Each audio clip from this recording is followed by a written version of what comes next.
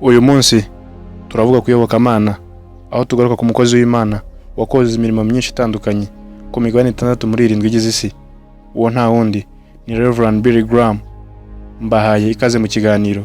Nge ndi Raphael Kade Rugarura.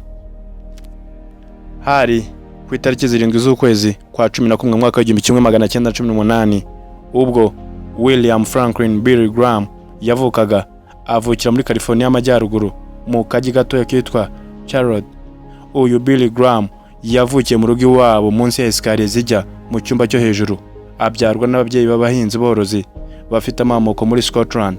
Nyina yitwaga Graham Morrow, ise akitwa William Graham. Billy Graham niwe mfura mu muryango w'abana 4. Billy Graham yareranywe na bashiki be babiri bato, Catherine na Jean, hamwe na murumuna wabo muto Marvin Thomas. Umuryango wabo bari abahinzi borozi.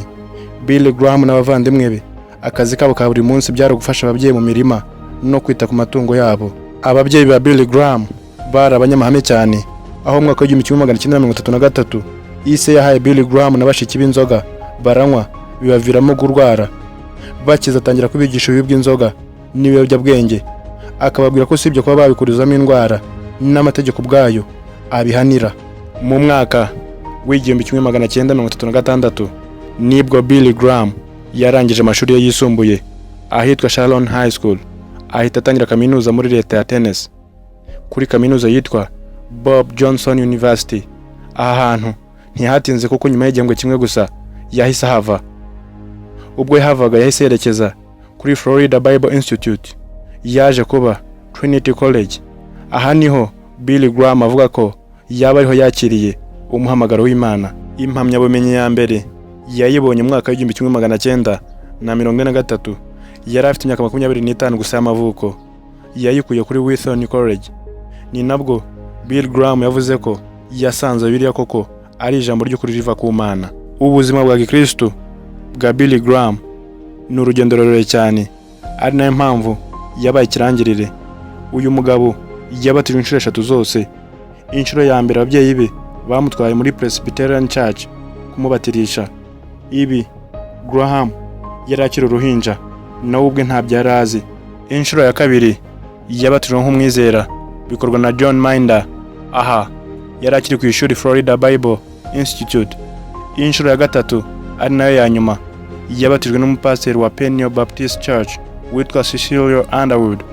Ubwo Billy Graham yari akiri kuri university nibwo yabaye umupasiteri bwa mbere muri United Gospel Tabernacle kuva mu mwaka wa 1943 kugeza mu mwaka wa 1944. Billy Graham yabaye umupasiteri bwa mbere w'itorero rya Baptist muri leta ya Illinois. Aha ntihari kure cyane uvuye aho yigaga Wheaton. Billy Graham ku itariki 13 z'ukwezi kwa 8 mu mwaka wa 1943 nibwo yashingiranywe na Ruth Graham, waje kwitaba Imana ku itariki 14 z'ukwezi kwa 6 mu mwaka wa 2007. Uyu mugore wa Billy Graham yari umwana wa misioneri. We na Billy bahuriye Wheaton College kuri kaminuza, aho baniganaga mu ishuri rimwe, bakaba barabyaranye abana 5 aribo Franklin Graham, Anne Graham, Gigi Graham, Ned Graham na Ruth Graham. Kuva ubwo Billy Graham yatangiraga ivugabutumwa mu mwaka wa 1947 kugeza ubwo yajyaga mu kiruhuko cy'izabukuru, yabashe gutegura anakora ibiterane binini bizizwe nka crusade bihuza ibihumbi by'abantu birenga 400. Abikorera mu bihugu 185 ku migabane 6 muri 7 igize isi. Muri ibi biterane abarenga miliyoni 214 nibo babashe kwakira Yesu umwami n'umukiza biciye mu nyigisho za Billy Graham. Mbere y'uko uyu mugabo yitaba Imana yari yarahisemo umurongo uwo muri Bibiliya uzandikwa kumva ye, ari wo dusanga muri Yohana 14 umurongo wa 6.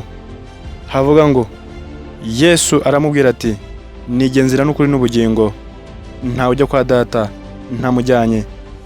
Nayo magambo yanditse kumva ye nk'uko yari yarabisabye. Gusa ngo nanone hari undi murongo akunda cyane kuko niwe yatozwaga cyane na nyina, ari nawo Billy Graham yifashishaga cyane abwiriza mu biterane bitandukanye. Uwo turawusanga muri Yohana igice cya 3 umurongo 16. Kuko Imana yakunze abari mu isi cyane, byatumye itanga umwana wayo w'ikinege, kugira ngo umwizera wese atarimbuka, ahubwo ahabwe ubugingo buhoraho. Mu mwaka w'1992, Billy Graham yabajwe na Diana Sawyer indirimbo akunda kurusha izindi. Atazuyajije, Billy Graham yasubije ko indirimbo akunda cyane ari iyitwa What a Friend We Have in Jesus.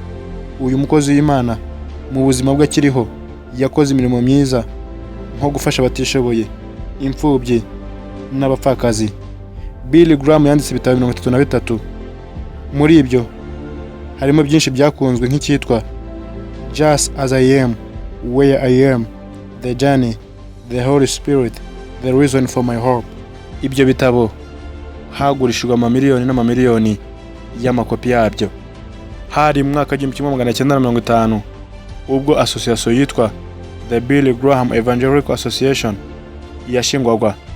ishingwa na nyirubwite The Reverend Billy Graham. Iyi association cyangwa fondation ikora ibikorwa bitandukanye birimo gutegura ibiterane by'ivugabutumwa, gufasha abatishoboye, gutanga ubufasha cyane cyane ahantu hatewe n'ibiza. Iyi association nitegura ikiganiro gikunzwe cyane cyitwa Hour of Decision, kimaze imyaka 60 gica ku maradiyo yo muri Leta Zunze Ubumwe za Amerika. Iyi association y'ivugabutumwa ikaba iyobowe n'imfura ya Billy Graham ariyo Franklin Graham. Iyi association kandi isohora ikinyamakuru cyitwa The Decision Magazine, kikaba gisohoka buri kwezi aha muri Leta Zunze Ubumwe za Amerika. Hari ku itariki 5 z'ukwezi kwa 6 mu mwaka w'2007 ubwo hafungurwaga ku mugaragaro ikizwi nka Billy Graham Library. Iyi museum cyangwa se indangamurage irimo amakuru y'ubuzima bwa Billy Graham, amafoto n'amashusho y'ibiterane binini yagiye akorera ahantu henshi hatandukanye ku isi. Iyi ndangamurage ya Billy Graham isurwa n'abantu bavuye hirya no hino ku isi.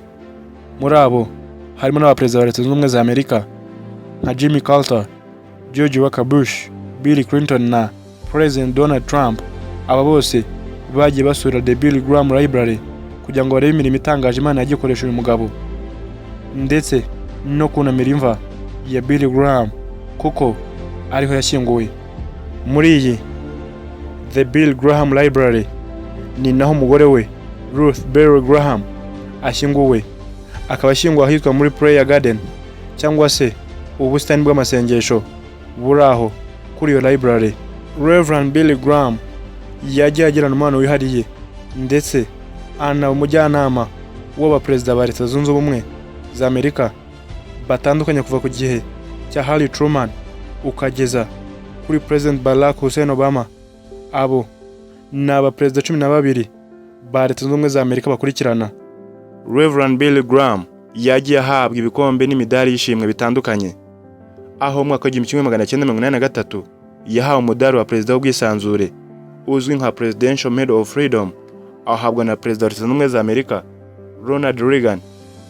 Naho mu mwaka w'2001 Queen Elizabeth wa II w'Ubwongereza yamuhaye igihembo cy'indashyikirwa bitewe n'imirimo itandukanye yakoreye igihugu cye. Hari ku itariki 21 z'ukwezi kwa 2 mu mwaka w'2018 ubwo umuvugizi wa organization yashinzwe na Billy Graham yemezaga ko uyu mugabo yitabye Imana. Gusa kuva icyo gihe kugeza uyu munsi nta na kimwe kiremezwa cyaba cyarateye urupfu cyangwa se cause of death. Uyu mukozi w'Imana yitabye Imana afite imyaka 99 y'amavuko. Nkuko twabivuze hejuru, kumva ye handitse amagambo ari muri Yohana 14:6, akaba yarashyinguwe muri Billy Graham Library iri Charlotte muri North California. Aha ni muri Leta Zunze Ubumwe za Amerika. Ijambo rya nyuma Billy Graham yavuze mbere ko ashira mu mwuka, yaravuze ngo nzaba mu ijuru kubw'impamvu imwe. Imyaka myinshi ishize nashyize ukwizera kwanjye no kwiringira kwanjye muri Yesu Kristo wambwe ku musaraba kugira ngo kubabarirwa kwacu gushoboke. Azuka mu bapfuye kugira ngo duhabwe ibyiringiro byo kongera kubaho. Ese waba uzi ko uzajya mu ijuru nuramuka upfuye? Wabishobora cyane nuramuka wiyeguriye Yesu Kristo nk'umwami n'umukiza w'ubugingo bwawe. Uyu munsi ndabashimiye kuba mwabanye nanjye muri iki kiganiro cy'uyu munsi. Nge ndi Raphael Kade Rugarura.